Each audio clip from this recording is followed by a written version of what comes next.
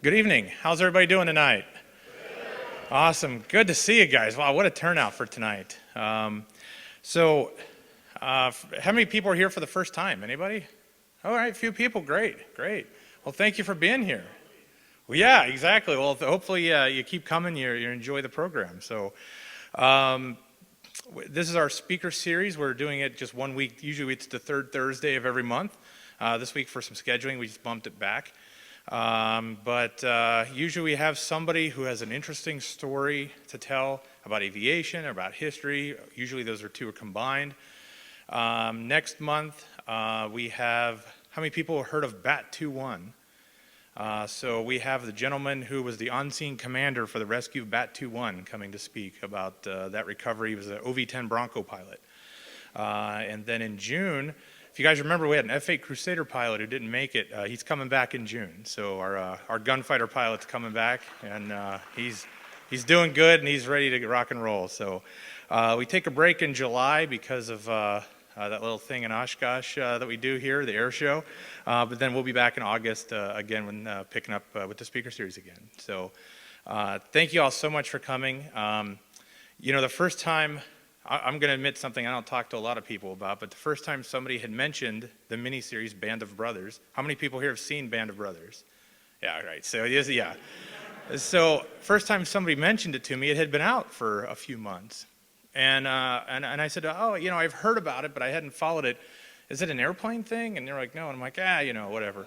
And they're like, no, you're a history nerd. Like, you need to watch Band of Brothers. So I did that and then just got really, really immersed in a lot of the history there. And I know a lot of other people do as well. And I think the most important thing that people learn from that miniseries is we hear about World War II generation called the greatest generation.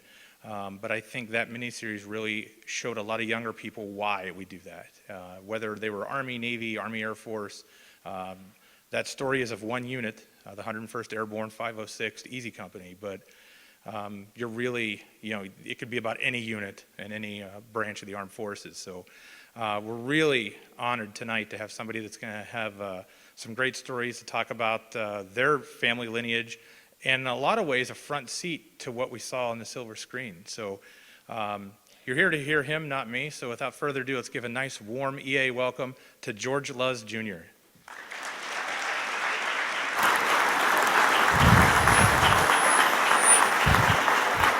Hey, thank you. Thank you so much. Hey, thank you all for coming, and I want to thank Chris so much, and my buddy Pete, for all coming out tonight and putting this all together. And I want to thank my folks that I travel with on Stephen Ambrose Historical Tours for the Jolly Ranchers. I got 2 bags of Jolly Ranchers, so I certainly appreciate that. I give away candies when we're on tour, and so I create this little joke that it's, what time is it? I'll do this. I said, when I stand up on the bus and I look at my watch and I say, okay, what time is it? It's Jolly Rancher time. Okay, so thank you all for the Jolly Ranchers, and that's really terrific. But hey, good evening, and like I said, thank you all for coming. I know some of you just drove 10 minutes, and some of you drove an hour and a half and 2 hours, but I appreciate that. And let's see if I'm organized here. I am. Let's get this out of the way. Let's see, who do I thank? Putting this together, Pete was so instrumental in making contact for me to reach out to the folks here. I got to thank Pete. Putting together events like this don't happen without,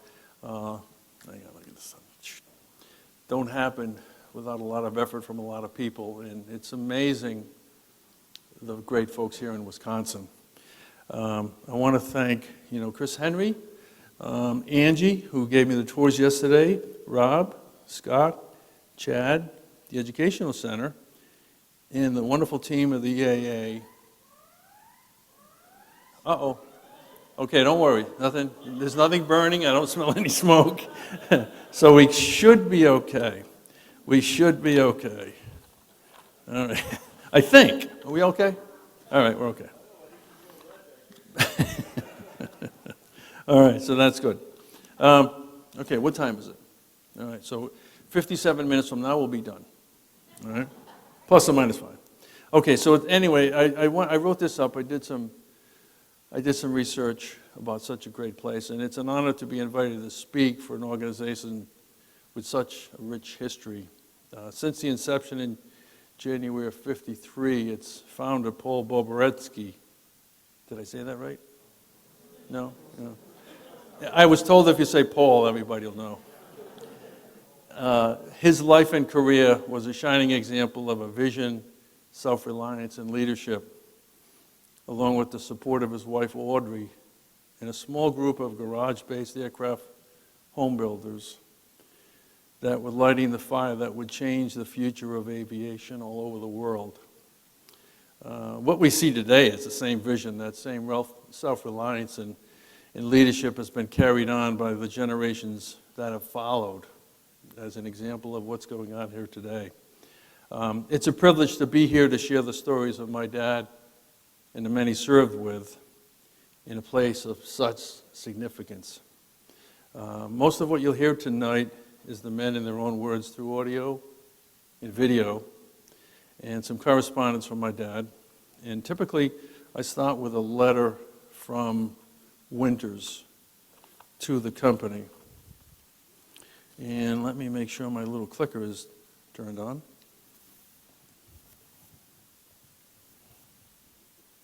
That'd be kind of important. Okay.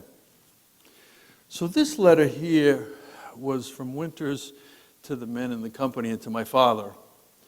And it was after the book opening of Stephen Ambrose's book, Band of Brothers, in 1992. So it goes like this. On June 5th, 19 of the original Company E, Band of Brothers, recall their memories on the night of June 5th and June 6th in 1944, for the families and the many friends of the Eisenhower Center at the University of New Orleans. Personally, I will always treasure this tape and the memories of that evening. Steve Ambrose was good enough to send me a tape of that meeting, and tonight you will get a chance to hear much of that. The first clip here is Steve Ambrose, and he's talking a little bit about what was going on in England at that particular time. And this is a brief clip. This is about 30 seconds. Oh, hang on. We've heard that. Yeah, so this is Steve, and he's talking a little bit about what was going on in England at that particular time. It's right now 12:31. 48 years ago, the Brits were on double daylight savings time. So 48 years ago, it was 1:30 in the morning of June 6th, 1944, and it was just about at precisely that moment that Company E of the 506th Parachute Infantry Regiment of the 101st Airborne Division led the way on the invasion. And then as the meeting continued, after Ambrose had begun, the officers, Winters, and all the officers, and then the enlisted men all had a chance to tell a little slice of their time. This second is the obstacle course. So we're going to go to Toccoa. Now this was the obstacle course that Colonel Sink put together to put the recruits through basic training. It was a daily requirement. They did push-ups and pull-ups, and they climbed over vertical walls. And you can see in the center there was a 35-foot mock-up tower for them with harnesses and pulleys and things like that. And it gave them the feeling of jumping into the parachute jumping and landing. Walter Gordon said it was a constant activity from daylight to dark, extremely strenuous. Now, Walter was one of the big rugged guys. He was like 6 feet tall and 200 pounds, and the rest of these guys were all pretty trim. And he always felt as though he was a borderline case of whether to be disqualified. Marcus Brotherton wrote a book, and there was a great line here from Ed Tipper. And he looked up at Currahee and said, I bet that when we finish training, the last thing they're going to make us do is climb to the top of that mountain. A few minutes later, he said, someone blew a whistle when we were ordered to change. 3 miles up, 3 miles down. And he said, we lost a few men on that very first day. So much for thinking it was going to be much later. This right here is the march from Toccoa to Atlanta. Colonel Sink had the regimental commander. He read the article in Reader's Digest that there was a Japanese unit that set a record marching 100 miles in 72 hours. Now, this is probably the photo that you're more familiar with. But one of the guys in the unit named Jim Benning, he trained with the guys. And my dad, you really can't see him in that picture. He's right in the beginning of the column with a towel around his neck, but here he is. Now, nobody else had a towel that was that clean. I don't know, he must have washed it. He thought he was, I guess he figured he was going to be on camera that day. So that's my dad there. And so on December 1st at 0700, the 2nd Battalion, Dog Easy and Fox Company made that march. They covered 118 miles in 75 hours in a testament to then Lieutenant Sobel.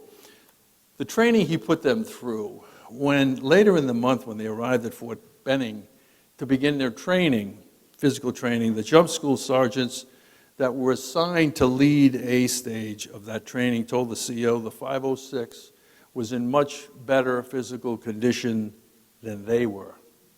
Every company of the 506 immediately went on to the B stage.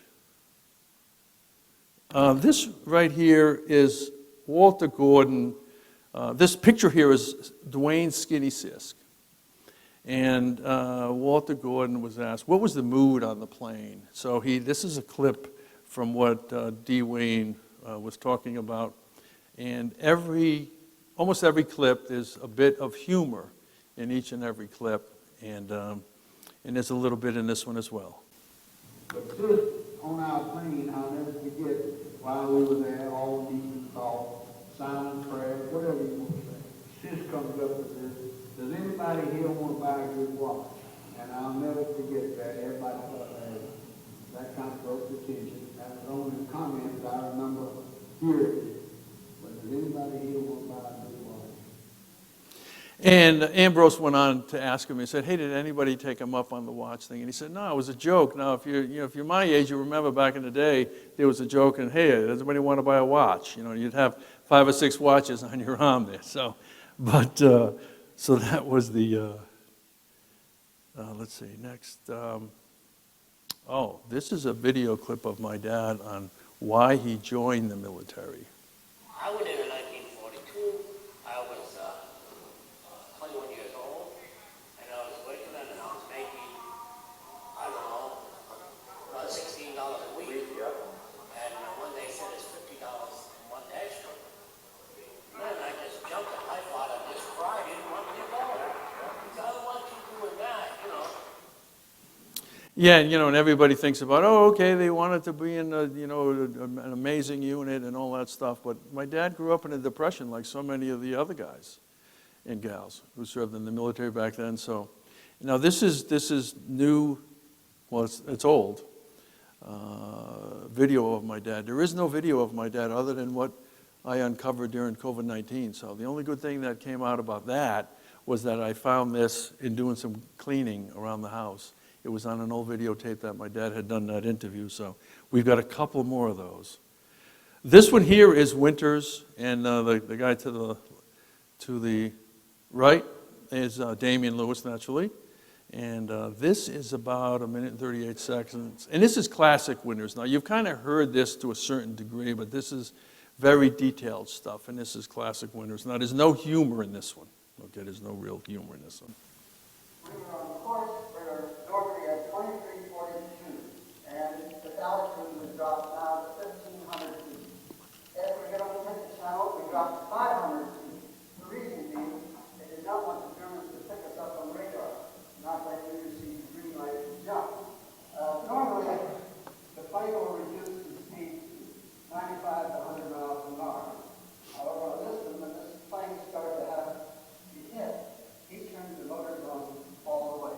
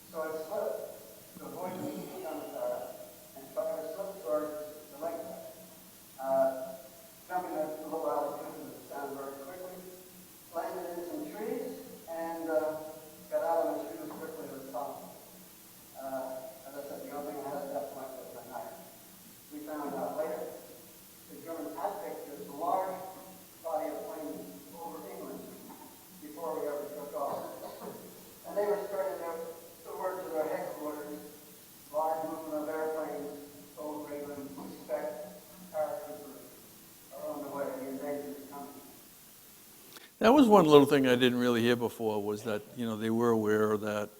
And what they did pick up on radar was approximately 900 aircraft with 13,000 paratroopers made up of the 82nd and 101st. So I guess that was a pretty big blip on the radar. This next one here is my dad. And this is the audio clip. And that's the young man who played my dad, Rick Gomez, did a fantastic job. We're very proud of Rick and the work that he did. And that was the scene, The Night of Nights, and I know that Chad has an original copy of that in the back. So if you want to take a look at that before you leave. And that was when my dad was joking around. So he said, "This is the night of nights." If you remember that one in episode 1. Was that episode 1 or 2 or 1? Okay. Okay, so here's my dad, and he's talking about his jumping into Normandy, and there is a bit of humor in this one as well. About halfway through, Winters interrupts my dad, and they kind of go back and forth a little bit. But this is just an example of the relationship my dad had with Winters. And this clip runs about 53 seconds. Look at this. With all that fat that weighed off 150 pounds. I lost mine too. Well, anyway, number 18 man gets in first, 17-16. And Lieutenant Wells was left behind me. And it took 2 guys from the Air Corps to pick me up into that plane. Before I go on, you mentioned a guy named Copper. Sure. What's that again? Look at me, you know what's coming up. We're all lined up. And I'm glad you mistake. I said to Lieutenant Welch, "I'll never make the door." He said, "Well, change with Cop." And you just heard what happened to Cop. He got shot in the room. I was in the room. So yeah, so if you saw the series, I don't know if they depicted it in the series, but later on in episode 4, with the replacements that came in, Cobb was railing on the replacements because they were wearing that unit citation that the 101st got. And he was saying to the replacements, you didn't jump into Normandy. And that's when Randleman said, "Hey, Cobb, do you remember? You didn't jump into Normandy either." And that's why, because he changed with my dad. Well, he had to change with my dad, so. And Buck Compton, what a great guy. Here he is talking about his experience, and this isn't as much his jump into Normandy, but making the way over to Breakwell Manor. And there's a bit of humor in this one, too. A guy named Miller was the D company, a lieutenant, was laying on a broken leg, and he had one of these Thompson submachine guns. And I said, "Look, I haven't got a weapon. You're better off without one. The Germans get you, the judge used to shoot you, and if the medics get you, you won't need it." I said, "Oh, yeah, your gun, so give me a gun." Didn't have a chance to shoot it all night. The first time I had a chance to shoot it, I was going to do all these Jimmy Cagney things from the movies, and I ejected a line around it and a broken firing. The 3 guys that are here in the front row, with our collective memory, were able to figure out that we were all on the same plane. That's not easy to do. But anyway, we got Sergeant Bill Garnier, Sergeant Don Borky, and Corporal Joe Toy, who were all on the same plane. So which one you guys want to go first? Mark is the more articulate of the Because let's remember, Garnier was from South Philly, and Joe Toy, he was from Pennsylvania as well. But yeah, I guess he certainly was more articulate to the group. This next one here is my dad, and this is part of that video that I found that you haven't seen. And this is my dad talking about jumping into Normandy. And let's see, what is this one here? This is a long one. This was like 2 minutes and 10 seconds. What happened to us in Normandy was, as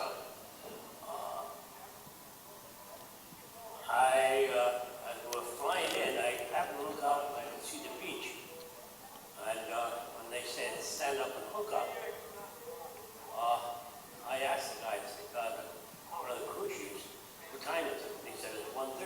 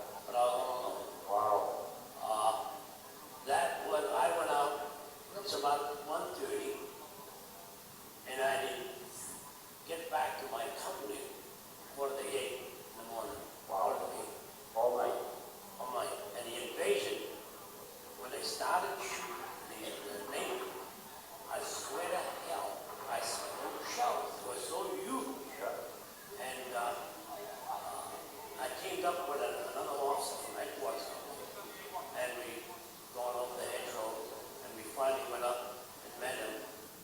We moved on to a place called Carrington. We stayed there for a while, and they moved us outside Sugar. And we went up there, and we left Normandy somewhere around part of July, or 1st of August. And little did we know, we were going back and get ready to jump into Holland. How'd you like the gunfire on that one in the back, right? kind of on cue, I guess. That particular event was the Rhode Island Army National Guard, and they had their annual event where they would recognize employers to come. And it was wrapped around Leap Fest, which is an event held, it's an international airborne competition. And so my dad always used to get invited to that one there, so, but that was pretty cool. All right, so before we get into the Joe toy, back in World War II, they didn't have these, right? They didn't have any way of communicating. They didn't have texts. They didn't have Instagram. They didn't even have, what's that other one? TikTok. Yeah, they didn't even have TikTok. But they did have this here, right, this little clicker. Now, John Wayne helped these little clickers become widely known in the speech in his 1962 film, The Longest Day. So what I did was I looked at it, and it's pretty funny. You should look at it again. So I'm going to try to do my rendition of John Wayne in this. But watch it again yourself, and you say, man, he is no Don Rickles, or he is no whoever that other guy is. He can't do this. But his character he played a character, Lieutenant Benjamin Vander Voot. And it goes like this. This 5-cent toy wasn't issued to you for laughs. It may save your life. You're going to be landing in a dock.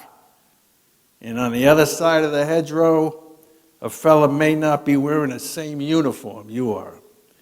So 1 click is to be answered by 2 clicks. And if you don't get that answering click, hit the dirt and open fire. Now hang on to this gimmick. It's as important as your weapon. And that leads us into our next one, which is Joe Toy. And there's a little clicker incident in this one here too. And there's a bit of humor in this one as well. Bandwidth, I have my rifle because I had a structure on my neck. I crossed my body. So then I go down and hit the field, the bright moonlight night. And after I got the shoot off, I looked across another hedgerow. I see 2 troopers. They had their backs to me. So I stuck around the hedgerow, and I got back at them, and I clicked my clicker, and the one guy turned around and said, you should have done that. I could have shot you. Only I had my gun in his back. The orders were to, when you see a group out in the field, report who you are. So I went out and I said, Corporal Toy with 2 men. He says, fine, take the 2 men and go out on the left flank. In the night, I'll tell you, I didn't go out too far, but I went out. You know, at night, trying to get contact right in the dark, right in front of the water. So anyway, we joined up with Marty and Guarnieri and Nick Winters, and the group got together. And we didn't have no rest. We just about got through the night. Somebody said we're going to knock out some artillery pieces. Artillery pieces for a couple of days, and they went jumping at it. So I think I lasted 3-4 days. I don't know. You know, I really like that clip because it describes to anybody who's served in combat, you know that, okay, you got to go out on the left flank or the right flank, but, you know, it's in the dark and, you know, you got to keep contact and you didn't want to go out too far because you didn't want to be too exposed. This one here is Garnier. This was my very first tour in Europe. My wife had given me this trip with this tour company, not to be mentioned, but they were very good. I work for Stephen Ambos Historical Tours, and this was a very good tour company. And my very first tour, and my wife had given me this trip for Valentine's Day. Now, I gave her flowers in a card. I thought I was doing pretty good until she sprung this on me. And so it was a really cool trip. So the following September, I went on this really cool trip. And this is Bill talking a little bit about how he kept his emotions in place. And you saw it depicted on the series, and this is just a little bit of it. And there's a little bit of humor in this one as well. No remorse. I want to revenge for my brother who was killed in Casino Italy. But thank God I got over that emotion, and I calmed down, and I got that German machine gun, I remember, and every time I fired a German machine gun, it was faster than I go. So I got to know right away that when you heard that sound, it was German.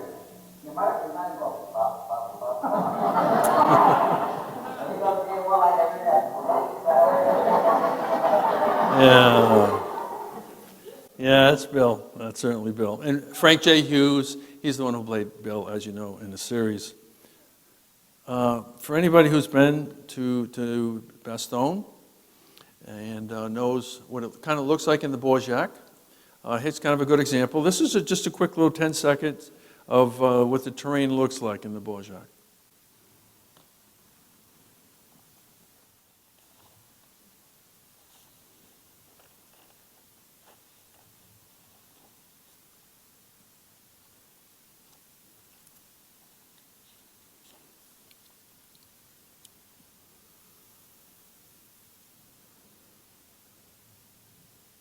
So you can see the foxholes that are still there.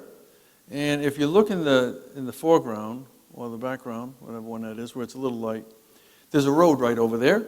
And that is the German line, where that road is. And aerial photography back in the day, that was a clear field. So they did have a little bit of let's say, a zone where when they were dug in there, they could kind of see if anybody was coming at them. But, guys with rifles, you can still shoot wherever you're positioned. Now that is the Borjak. This spot here is where they made their attack on Foy. And if you remember, this is where Lieutenant Dyke, who was relieved of his command by Lieutenant Spears, took over and continued the attack on Foy. Easy Company's losses were heavy, from the beginning of the Borjak to the Far Zone Woods to being in reserve and then to be back here and there. So overall, the losses were heavy, and it's estimated when they came into Belgium, they had 121 officers and men, and they received 24 replacements, and they came out with 63. Now, Garnier and Toy each lost a leg. Hubler was dead. Muck and Pincala's foxhole took a direct hit, along, with countless others. Winters said, "I'm not sure that anybody who lived through that one hasn't carried with him, in some hidden ways, those scars. Perhaps that is the factor that keeps the easy men bonded so unusually close today, what they shared." I travel with Stephen Ambrose, and we get a chance to retrace their footsteps, and we visit 3 cemeteries, and for all of the men who were buried there in Europe, and this is Muck and Pincala, and who were buried at the American Cemetery in Luxembourg. One of the more profound consequences, I guess, of the series was meeting several of the family members, and in this particular case, this is Alex's nephew, Tim Pincala. And so at the reunions, he learned more about his uncle. Because, back, in the case of, let's say, in my case or in his case, or in anybody's case, it's like, yeah, I heard an uncle was killed back in Bastogne or in someplace. And you're never really able to fully connect the dots, but in this particular case, they were kind of able to do that. And then over here, this is Skip Muck's nieces. And I was able to meet them at this dedication in Tonawanda. And if you remember, this is Richard who played Skip. And if you remember, Skip talks about his girlfriend, Faye Tanner, sweet Faye Tanner. Well, this is her. And that's her husband, Carl. So, it's just kind of interesting to kind of connect the circle on some of these stories.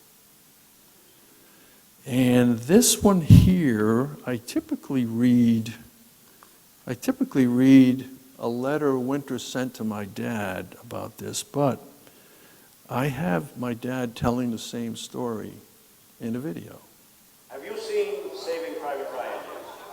No, I tell you what, Thursday I received an envelope, manila envelope, and one of my buddies, Major Winters from Oshkosh, Pennsylvania, he was guest speaker at the premiere in Los Angeles. Mr. Spielberg flew him and a friend of his out there, took him to the premiere of the movie, and he said to me, "You have to see that movie. You swear to hell, you swear to hell, you're back in Normandy." And it was unbelievable. He said, "It's unbelievable." And I'd probably take a ride down and see the movie. Yeah, now I think it premiered on July 24th of 98, which happens to be my birthday. But anyway, and I went with my dad several weeks afterwards. So here we are at a really busy theater, and the movie's over, and they're rolling the credits, and it's a big hush. And my father gets up and he looks at me and he says, "What the heck was that?" We weren't in any of those places. They were marching too close together. So this was a little bit of a way for him to diffuse the fact of what he had just seen. Because we all know a lot of the guys who, stormed those beaches and saw all that stuff, there's a certain amount of battle fatigue, PTSD nowadays. But that was, a part of that was my dad diffusing that. And the other part was, the Ryan guy was airborne, and my dad was airborne. So he was a little PO'd at that, to say the least. And this was that monument I was referencing. Rick and Lisa Lewis were the real drivers on this in a little town called Tonawanda, where they grew up, with Skip and the Nyland family. And the Nyland family, naturally, most of you know, is the genesis for Saving Private Ryan. It was this was in Normandy for the 75th anniversary of D-Day, and this is Robert and Preston's grave. They were killed on June 6th and June 7th. The other brother, Edward, they weren't sure. His plane was shot down in the China-Burma, India conflict. And they didn't know if he made it or not, but he ended up, he made it, and he was a POW. But that was the reason why they went to find Fritz Nyland. But they had to change the name. They couldn't call it Saving Fritz Nyland. It wouldn't have sounded right. So they changed that, but they had to change that.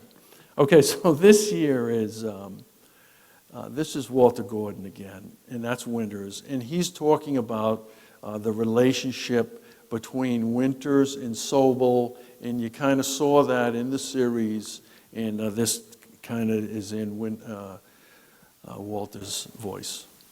He had a constant battle with Winters, even threatened Winters with court-martial. And Now you give me some documents on that. that's interesting to read. That shows the guilty. I know that on him. So, Winters ended up being battalion commander, and later Sobel had to confront Winters, and Winters outranked him. And he advanced to the point where he was over Sobel, and he said the most rewarding moment of World War II was when Sobel had to salute him, and I can understand it. It was quite an achievement. And if you remember in the series when Sobel was trying to ignore Winters, and Winters said, "You salute the rank, you don't salute the man." So this one here, I wanted to just kind of show you this picture. My dad's in the lower, he's in the first row, the Portuguese-looking guy to the left next to C.T. Smith. To the right, to the right is Frank Perconti. To his right is Ed Tipper. All the way on the other side with the plaid shirt is Maynard. He was the guy that raised his hand and said, "I'll join the Airborne too for the extra $50." But the guy in the middle is who I really want to focus on.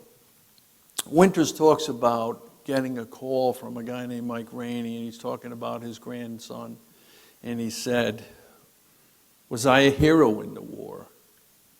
And he paused and said, "No, but I served in a company of heroes." And that was Mike Rainey, the guy with the camera there. You know, I've been very blessed to be involved in a lot of things. And this is one of the cool things I was involved with. This is the Richard D. Winters Leadership Monument. It was dedicated on June 6, 2012, to all of the junior officers that led the way on D-Day.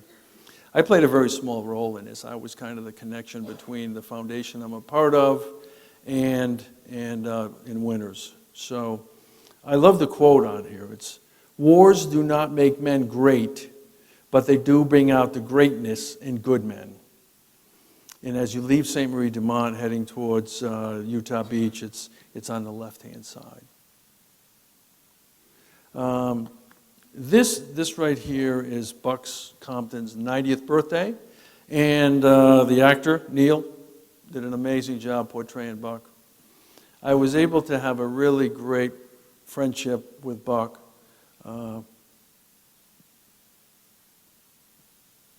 He was pretty tight with my dad, and so I was blessed. So anyway, his daughter for his 90th birthday said, "Are you able to come out for his birthday?"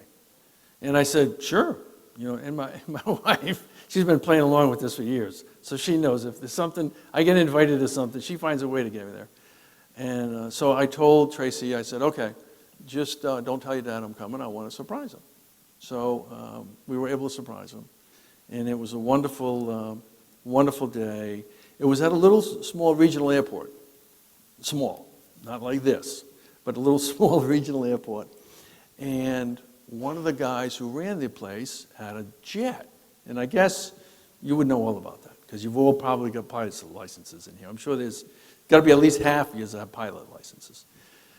So he said, "Is there anything I can do to make this party as good as it can be?" And she said, "Can you fly to Los Angeles and pick up Neil and his wife and a couple of the actors?" So it was really cool. He flew to Los Angeles and picked up Neil and his wife and James Matteo and Michael Cudlitz, and it was really, really neat. It was electric. So it was a great, great party. And on Sunday, I left, and I spent some time in the afternoon with Buck, and it was really great to hang out with him. And I was flying home the next day, and so I had to get to Seattle for the next day's flight. And about 6 weeks later, he passed away. So it was really important for me to do that. You know, I've been doing a lot of this stuff because I'm trying to do the things that, you know, my father would have done, you know, and he would have did this kind of stuff. So I'm really blessed to be able to do that. And Buck and the guys all filled a huge role when my dad was killed. They didn't realize it. I didn't realize it. But the relationships that I rekindled with all the men, I wasn't Luz, but I was Luz's kid. And so they kind of treated me really well. And so I was very fortunate. And Buck was one of them. And this was another super duper trip, man. The Army reached out. The 2nd Brigade Combat Team of the 1st Infantry Division was redeploying from this base in Germany. And they reached out to Donna Bain, who they had met on one of the tours. I think it was like a Jeep tour, where they put a bunch of the guys together and they traveled all around Europe. This was after the series. So Donna had reached out to me and said, could you help me on this tour? And I said, yeah, sure, because my wife was in Iraq at the time. She was in '06, she was a colonel with the United States Army Reserve. So we went on this trip, and this is there's a picture I really love. So you got Garnier with the crutches on the left, and then right next to him is Babe with the white hat, and then all the way to the right with the dark shirt is Buck Compton, and Don Malarkey to his right, and then to his right is Rod Bain. And then the big guy in the back is Michael Cudlitz, and then over to, in between Bill and Babe is Richard Spate, and in dead center is Frank Briccani and the kid who played Frank. So it was really cool for me to go on that particular trip. We were there about 6 days, and we went from the motor pool to the flight line to the PX to the theater. We spent kind of a good 5 and 6 days with this unit, took part in their deployment ceremony. And this was the second to the last day. And our final stop was to Launch Duel, where we had a chance to meet a lot of the young soldiers and men and women who coming back from the battlefield. So that was really, really memorable, meaningful for me.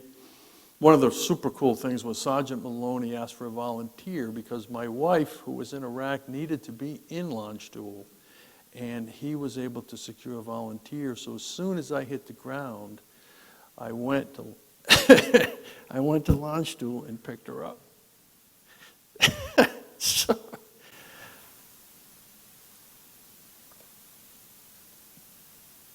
So anyway, you know, when your loved one is in a war zone,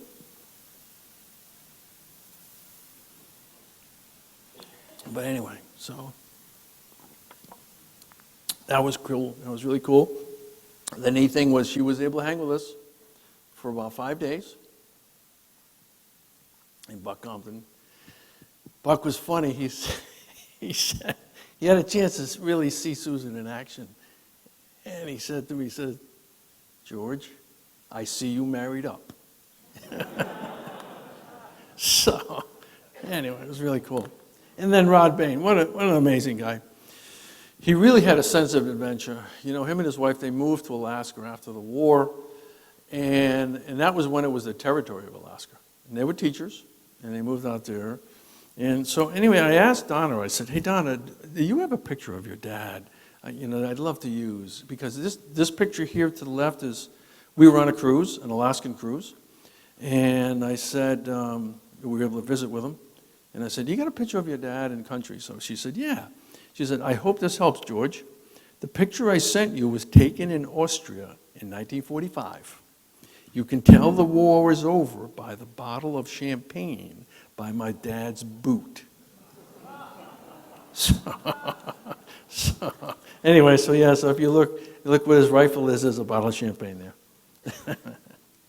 And so this here is, this is 1956. This is one of the reunions. And I don't know if I told you, I was born in 1956. Yep. I was born about 5 weeks before this reunion. So my mom and dad left me to go on this reunion. So, but when you're 4 or 5 weeks old, what do you need? A bottle, a change once in a while, you're done. So C.T. Smith is the first guy, then it's John Sheehy, and then my father, and then a little person, and then Ed Tipper, and then all the way on the top is Webster, and that's at Webster's home in Los Angeles.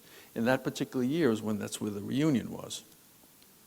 Now Webster had written my dad a letter. They were pretty tight. If you read Webster's book, there's a lot of my dad in there.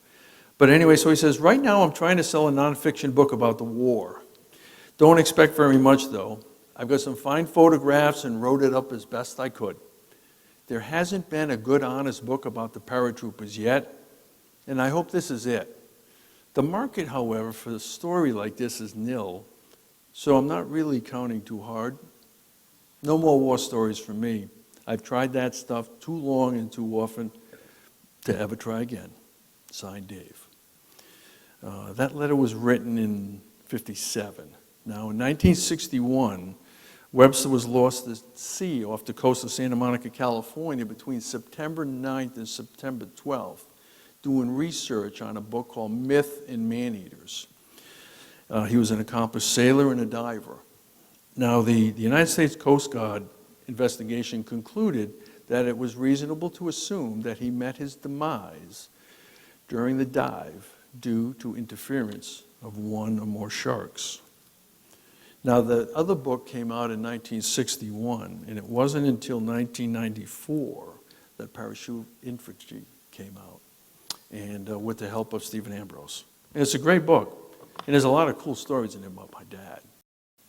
That's kind of why I like it as much. But they say he's such a great writer. Webster was a terrific writer, so. And then this year, Ed Tipper. He was a pretty remarkable guy, too. You know, he skied up until his mid-80s. You know, he was really tough. And that's the picture of him, if you remember, well, actually, I got the whole screen there.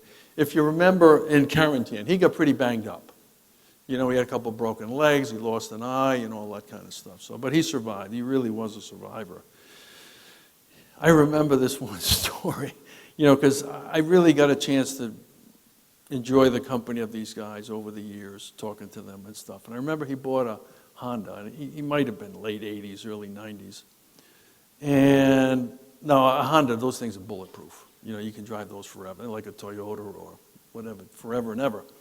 And he said, the salesman said, "Would you like to buy the extended warranty?" And he said, "Do I look like I need the extended warranty?" So anyway.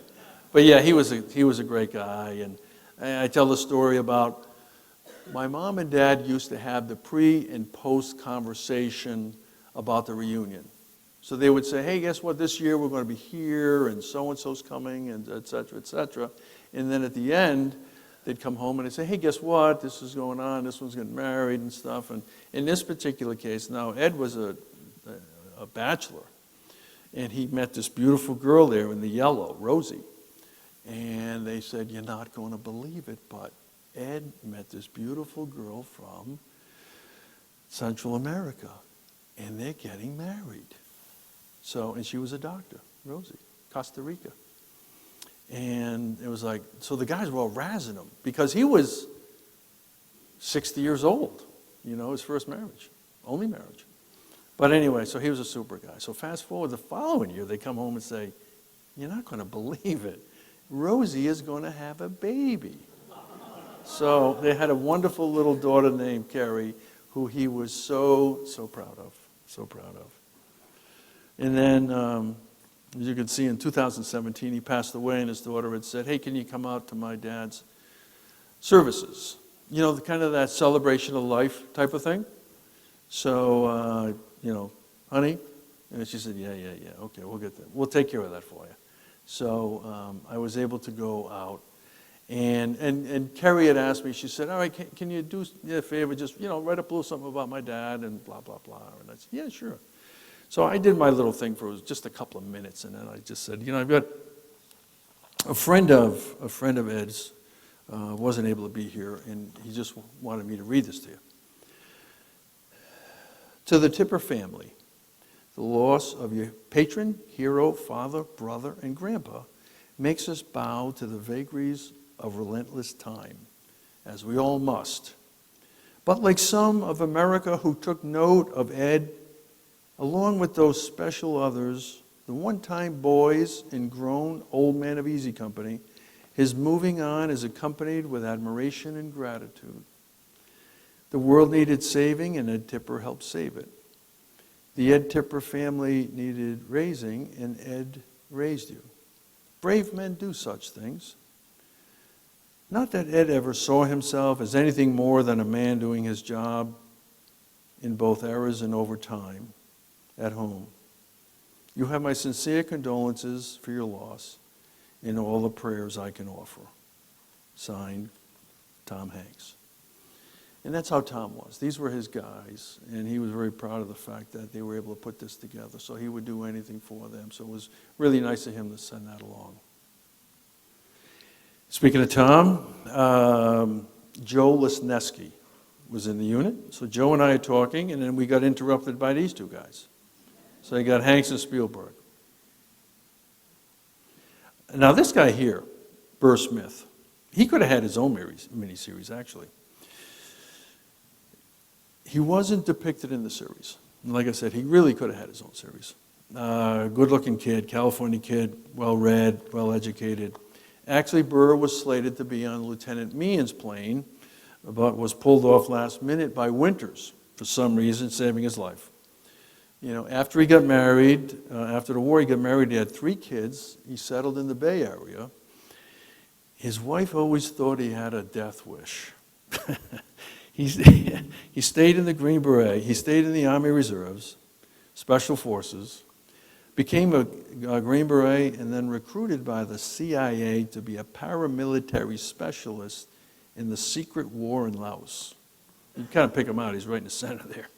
So he was there for 7 years.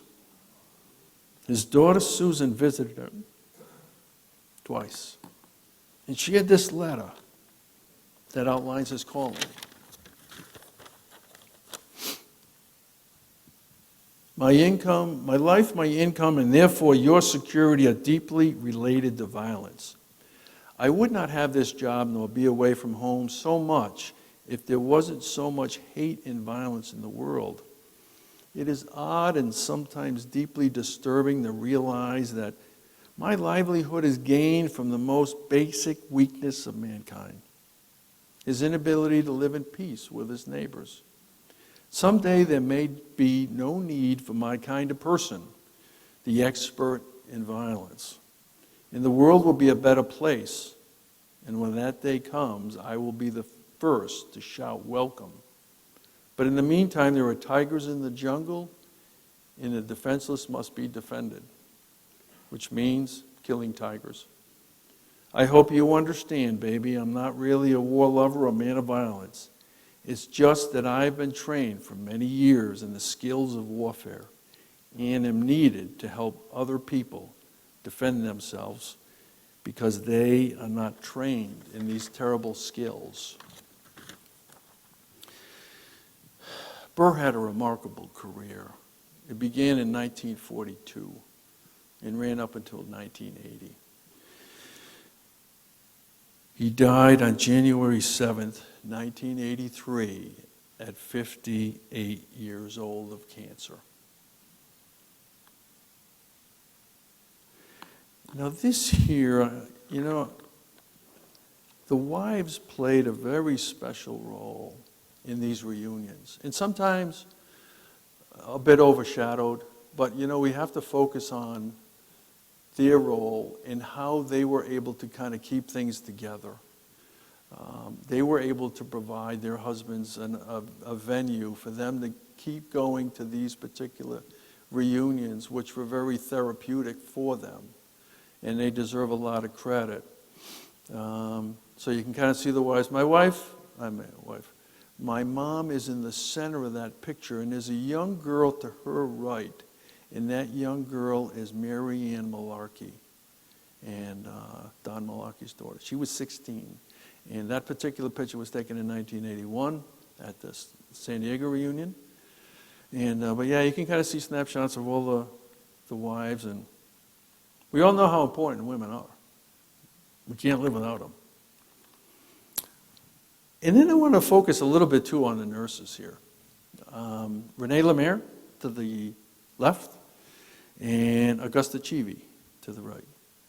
And you remember the series. And I'd like to just read a little bit about that. Renee was born in Bastogne. She was working in Brussels as a nurse at the hospital there, and she was visiting her parents in Bastogne and was surprised by the Germany's last chance offensive. Augusta arrived in Belgium at the age of 9 from Burundi. Her father returned the family to Belgium, and Augusta began her nursing career when the war broke out. On December 21st, Renee and Augusta volunteered to present themselves to Captain Jack T. Pryor, surgeon of the 20th Armored Infantry Battalion, who accepted their help. Together, they set up a temporary medical aid station to provide medical assistance to the soldiers. Captain Pryor, in his report, explained that the night of Christmas Eve, around 8:30 p.m., the neighborhood was lit up as if it were daylight by German magnesium flares, and there was a terrible bombing followed by one of the bombs that fell directly on the dispensary. About 30 bodies were extracted, including that of Renee. Dr. Pryor and Augusta survived. Dr. Pryor personally brought the body of Renee back to her parents, wrapped in a parachute cloth that she had insisted on being able to retrieve that very morning to make a wedding dress out of one day. In 1994, for the 50th anniversary of her death, a plaque was affixed to that building, rebuilt on the site of the medical aid station.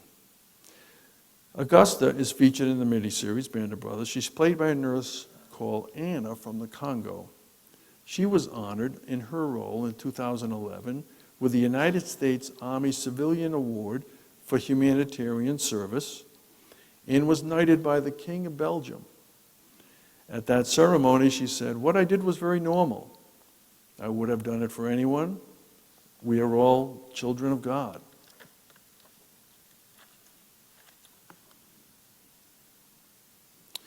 Now here's my superstar. This is Susan. Retired colonel, Army Reserve. When she got out of the military, when she graduated from college, she wanted to go in the military in Vietnam. She wanted to be a nurse. And her father said, "You're not going because nurses got killed in Vietnam in World War II." So she joined the Peace Corps, and she spent 2 tours in Brazil delivering babies. And then she joined Project Hope, which was a ship Hope. And she traveled around these different countries in the ship, and they were helping people. She came home, she worked as a school nurse in an inner city school. Probably the worst inner city school in Rhode Island. But she's always up for a challenge. And she also worked at the Institute of Mental Health. She worked in the criminally insane ward. That's not where we met, but that's where so she was always a real go-getter.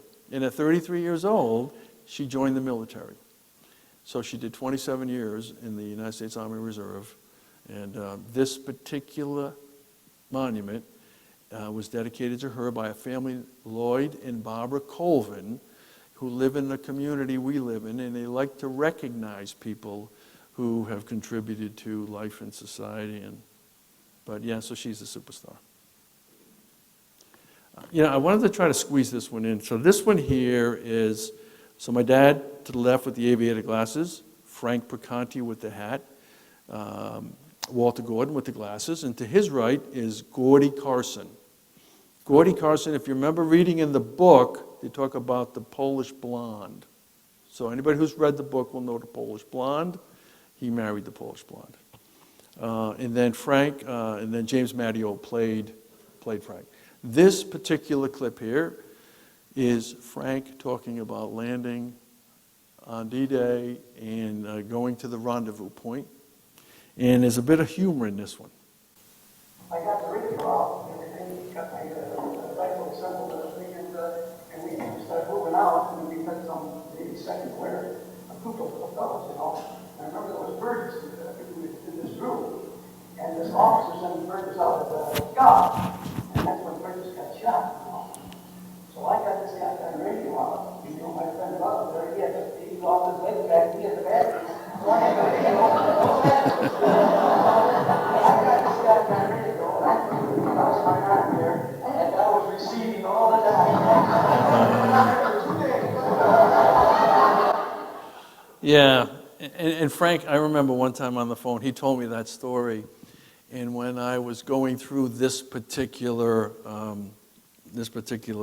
cassette, and I heard him tell the story, I said, "Oh man, we have to edit that one, and that one's super."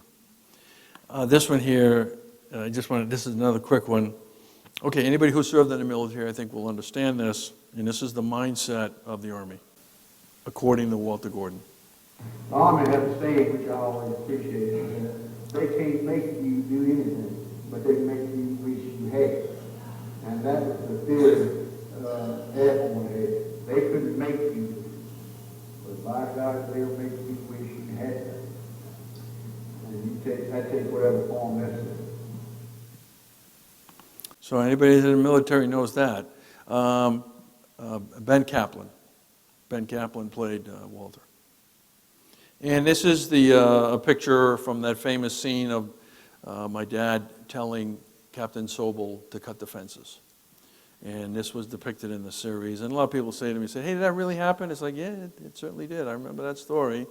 And I have met Michael Sobel. He came to one of the reunions in Phoenix. And it was really neat.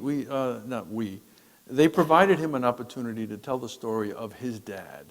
And so it was really great. I'm sure it was kind of a weight off of his shoulders to come to the reunion, to meet all of the men. It was really cool. There's a lot of crying and stuff like that, but I don't cry.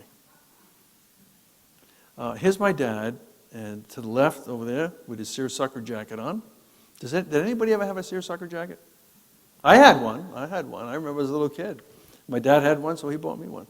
But anyway, that is Colonel Sink that he's shaking hands with, and Captain Dale Dye, who did a great job of portraying him. And then actually Dale Dye did a great job of the boot camp as well.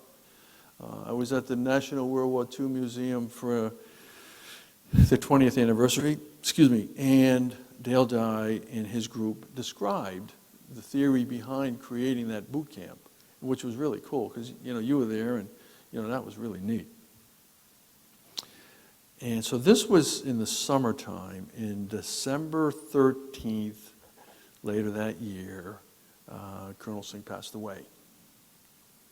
Okay, now here is my dad, and he is talking about what it meant to be in the military. And this ideal life is no reflection of America. I got into this heat company in August 1942. I left in December of 1945. Those were the best 3 years of my life. Yeah, so it certainly was. Now, when we were editing that, there was a pause in there. And I think I showed you one of my pauses. There was a pause in there of my dad, and we really had to shorten the pause because it was pretty long in there. So he was gathering up his emotions about how important it was. And anybody who served in combat kind of understands that, when you're in a war zone.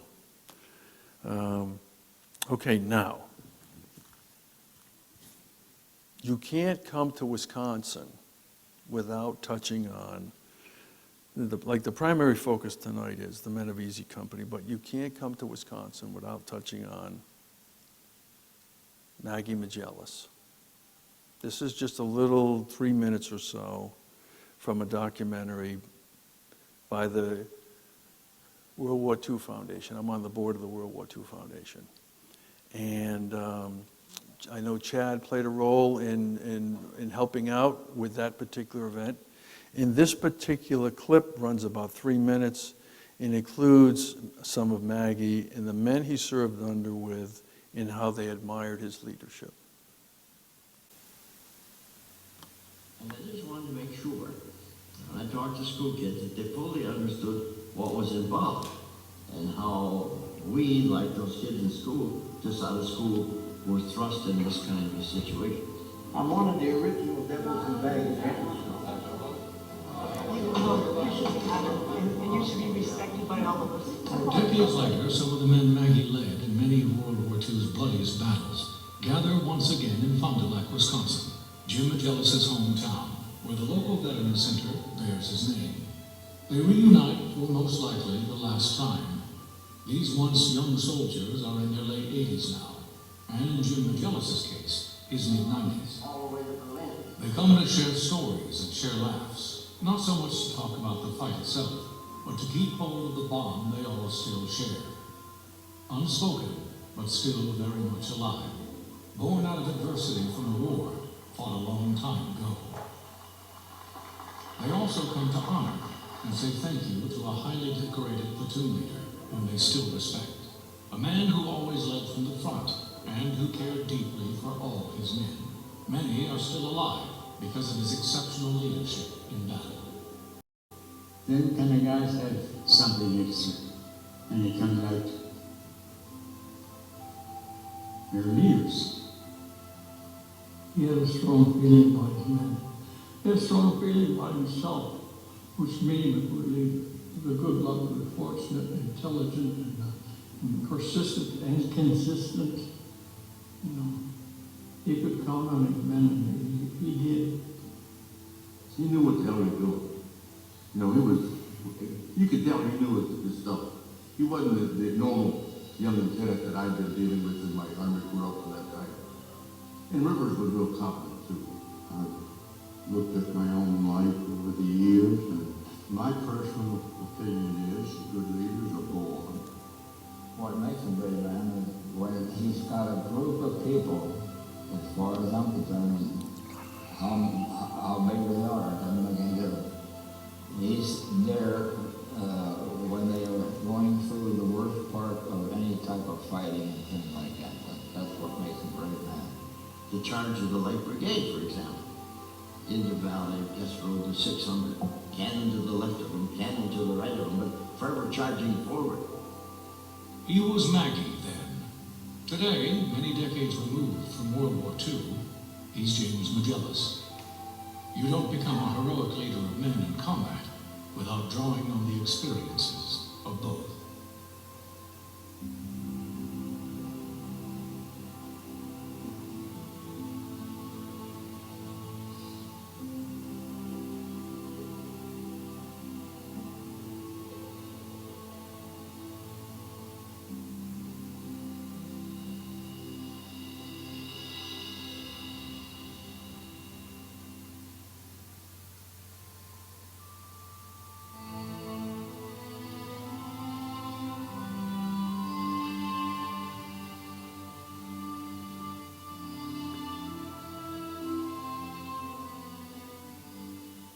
Now, if you have never seen that, you must see it, especially living in Wisconsin.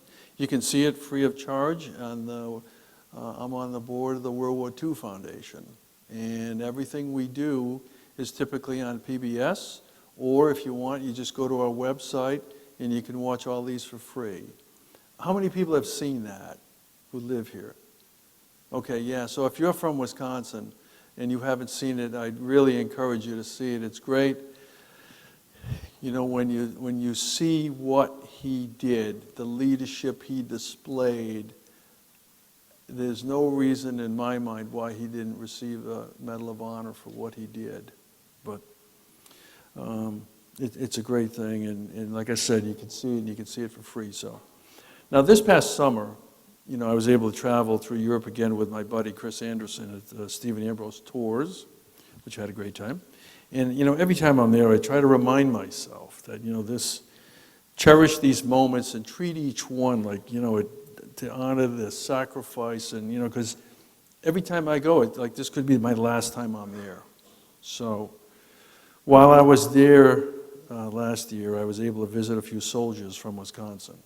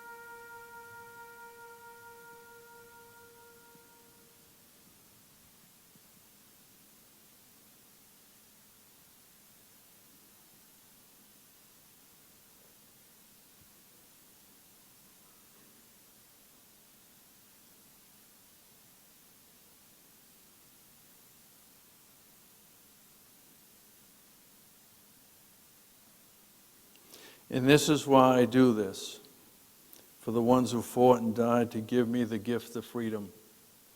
Thank you all for coming.